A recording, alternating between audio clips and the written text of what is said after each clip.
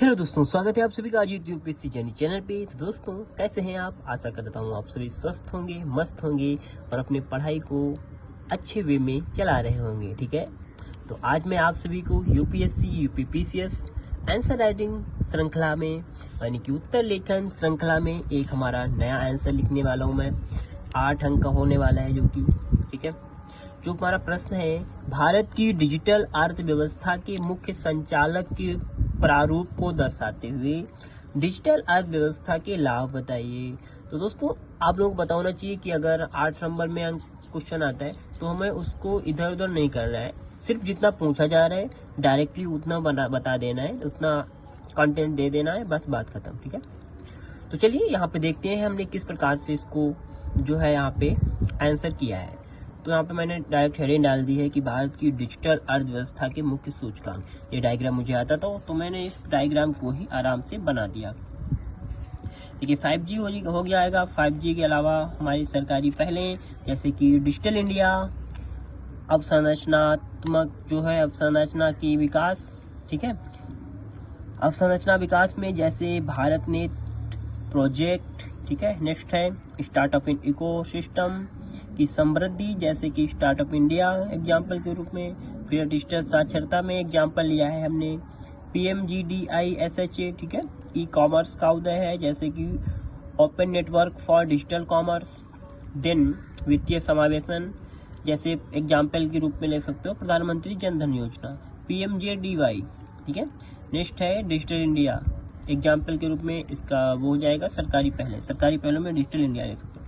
इस प्रकार से हमने डायग्राम बना दिया, इसमें दर्शा दिया है पूरा डिजिटल अर्थव्यवस्था के जो मुख्य संचालक प्रारूप है इसको। ठीक है, तो आप लोग इस प्रकार से कर सकते हो। अब हमारा एक फैक्टर हो गया, यहाँ पे एक चीज हो गई। अब 2 चीजें पूछी गई हैं, दर्शाते हुए डिजिटल अर्थव्यवस्था के लाभ बताइए। अब ओनली हमें लाभ लिख करके इसको एंड कर देना है, थोड़ा सा कंक्लूजन दे देंगे, बस खत्म। तो डिजिटल अर्थव्यवस्था के लाभ हो गए। क्या है? पहला लाभ है उत्पादकता और दक्षता में वृद्धि। डिजिटल तकनीकें व्यवसायों को अपने कार्यों को स्वचालित करने, प्रक्रियाओं को सुव्यवस्थित करने और लागत कम करने में मदद करती हैं। इससे उत्पादकता और क्षमता में काफ़ी वृद्धि हो सकती है। दिन इधर आ जाते हैं। है हमारा दूसरा वित्तीय समावेशन। डिजिटल भुगतान और ऑनलाइन बैंकिंग जैसी डिजिटल तकनीकों ने वित्तीय सेवाओं तक पहुंच में सुधार किया है, खासकर उन लोगों के लिए जो पारंपरिक बैंकिंग प्रणाली तक नहीं पहुंच पाते हैं। ठीक है, देन हमारा है रोजगार सृजन में है डिजिटल अर्थव्यवस्था ने नए प्रकार के रोजगार पैदा किए हैं जैसे कि डिजिटल मार्केटिंग, वेब डेवलपमेंट और डाटा एनालिटिक्स। ठीक है, डिजिटल और डेवलपमेंट और डाटा एनालिटिक्स। देन है कम लागत क्या होती है?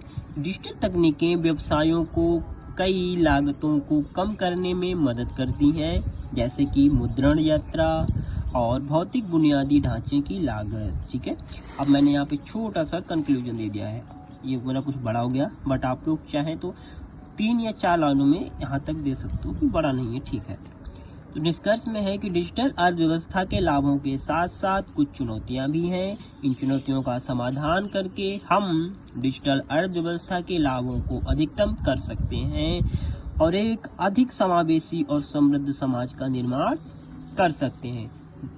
तो दोस्तों आप लोगों को हमेशा याद रखना चाहिए कि जब हम किसी भी आंसर का निष्कर्ष देते हैं तो वो निष्कर्ष हमारा हमेशा सकारात्मक होना चाहिए, पॉजिटिव होना चाहिए, जिसमें एक लक्ष्य होना चाहिए, दिखना चाहिए कि हाँ ये बच्चा कुछ तो इसमें टोटल मतलब प्राप्त करने की कुछ ऐसी उम्मीदें होनी चाहिए कि जो हमें कुछ जो है आगे लक्ष्य है, हमारा टारगेट है, हम देख रहे हैं कि जो मतलब आंसर में दिया गया है सिर्फ मैं वहाँ तक ही सीमित नहीं हूँ, बट मैं उससे आगे भी कुछ जा सकता हूँ, कुछ कर सकता हूँ। ऐसी आशाएं, ऐसी उम्मीदें आपके उपसंहार में, निष्कर्ष में दिखनी चाहिए। ठीक है, तो थैंक यू सो मच। अगर आप हमारे चैनल पे नए हैं तो हमारे चैनल को सब्सक्राइब कर लीजिए और देन हाँ एक आप सभी से हम्बल रिक्वेस्ट है कि एक लाइक जरूर कर दीजिए अगर आपको मेरा आंसर अच्छा लगा हो तो, ठीक है। और अगर आपको इसका PDF चाहिए या हिंदी मीडियम से नोट्स चाहिए, जिन अदर जो भी सब्जेक्ट्स हों सभी के, करंट अफेयर्स के, आंसर राइटिंग प्रैक्टिस के नोट्स चाहिए, PDF चाहिए, तो आप लोग कमेंट बॉक्स में मेरा मोबाइल नंबर है 9580346737, उस पर व्हाट्सअप मैसेज कर सकते हो, ओनली व्हाट्सअप मैसेज, ठीक है। तो आपसे स्वस्थ रहें, मस्त रहें, पढ़ाई को अच्छे तरह से निरंतर जारी रखें। धन्यवाद।